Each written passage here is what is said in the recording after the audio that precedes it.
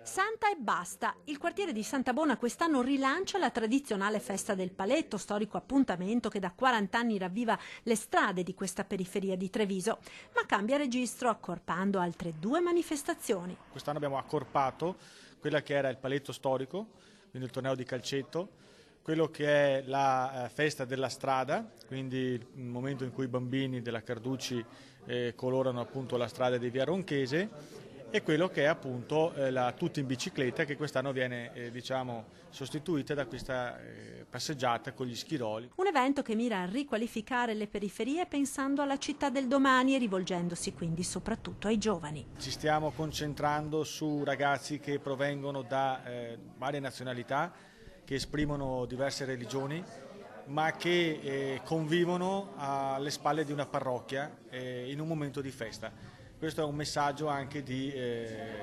speranza e di certezza appunto per una periferia del domani sicuramente migliore.